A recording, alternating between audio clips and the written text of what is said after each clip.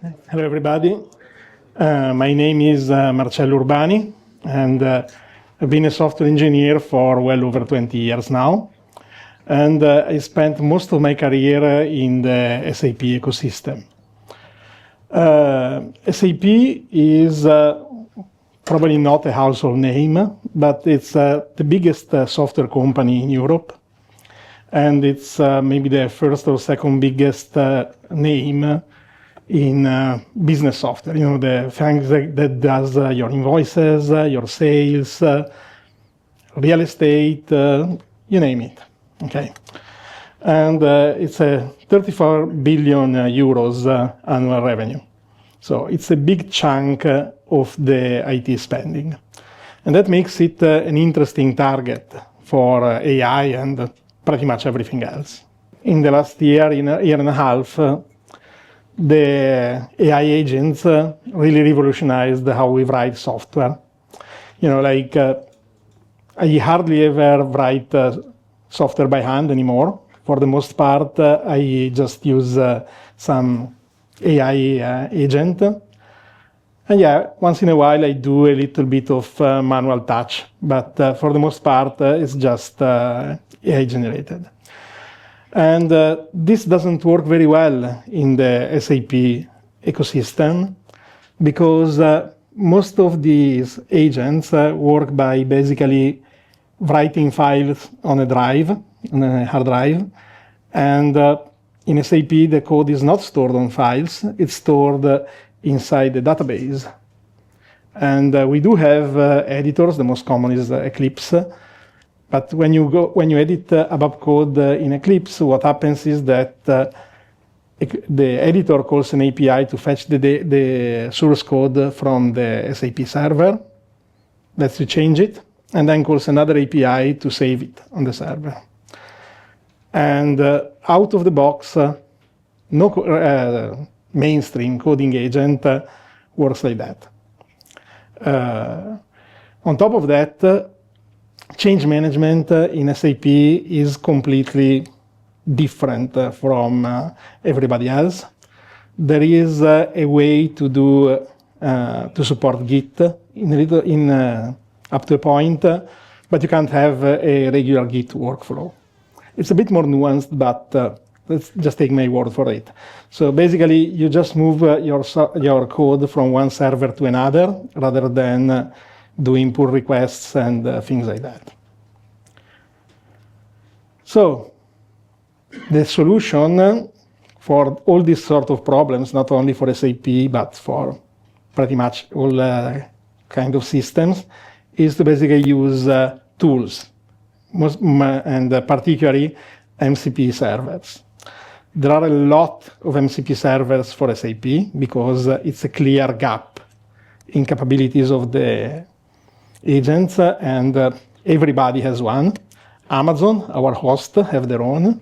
And if you see this QR code in the bottom left, Marian Zeiss collected all the different ones. There are probably like a few dozens. Plus, there is this agent from SAP called Joule that already has its own tooling installed. Joule is not a great solution for two reasons. One is that it's only working on the most modern systems, and the biggest use case for SAP agents is migrating old code that has been in your company for 20 years to the new S/4HANA version of SAP, where everybody is supposed to migrate on in the next year. And it will always be only be available after you completed your migration. So it's a bit of a chicken and egg problem. Last but not least, you can use Copilot on VS Code with the ABAP Remote File System, which is my own open source project. Not as popular as the others, but okay. Nova also has tools like these MCP servers, but on top of tools, there's two or three features that are peculiar. First of all, we have a bunch of skills, and skills are available in every single agent.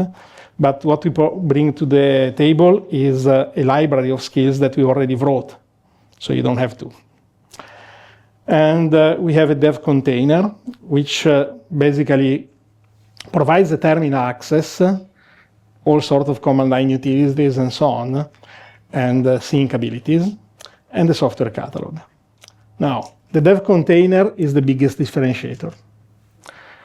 What we do is that basically we have the agent write files on a file system, and then using an API, sync these files with the SAP system. But before we do that, we run linting and other quality checks directly on the files. And more importantly, all the standard tools that are available in every other agent, like search and grep and bash and whatever, also work on the SAP code when you're using Nova. And then basically we sync it. Well, I forgot one of the most important. Git is also available. And as the agent progresses and makes different versions of your code, we always commit the various versions in Git and link them to the history of the agent. So you basically can, at any time, you can just go back to any checkpoint in your chat history and say, I want the code to go back where it was at this point. And the combination of Git and bidirectional sync, so we can sync the files on your hard drive, on the dev container with SAP, and SAP with the files on the dev container, is what enables you to basically time travel like everybody else does out of SAP.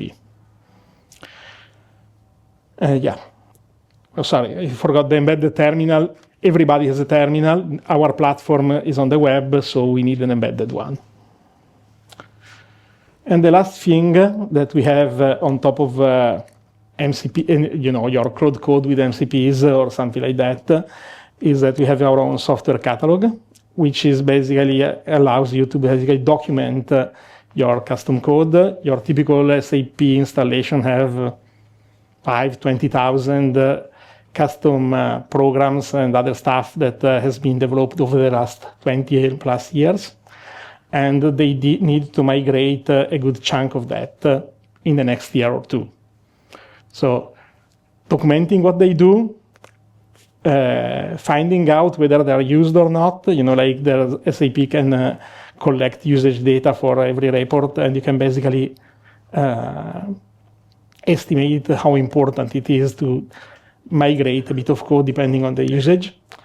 And also doing a fit gap analysis, like, okay, 25 years ago, I needed this thing because SAP wasn't doing it.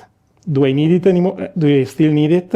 So comparing the documentation with the available documentation online of SAP, you can do a fit gap analysis and deciding what you still need out of this custom development.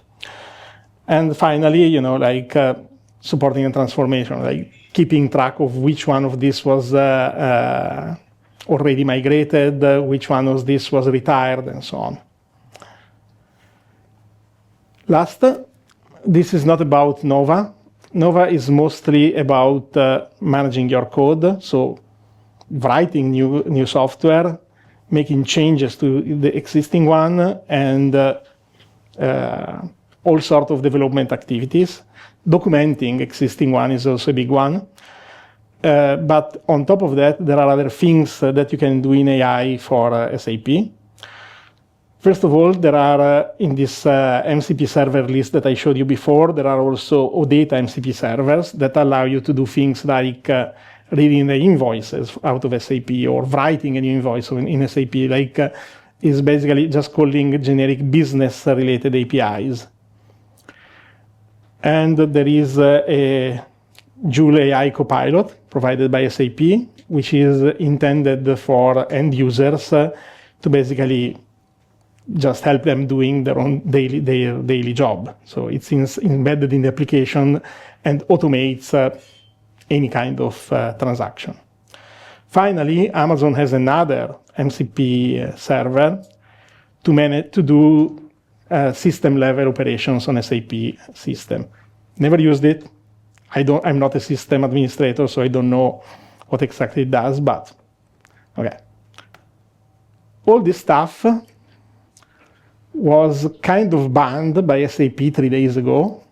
And just in case somebody here is a bit aware of that, I think it was probably a good idea to put at the slide about it. And looks like it's allowed for many use cases, but some use cases, the ones that Nova is concerned with are allowed. And we are also considering to write our own API to get around this. And it's pretty much half done already. Lastly, we are hiring. Okay. And yesterday's news, we just got our A round of funding, and we got about $31 million. That's it.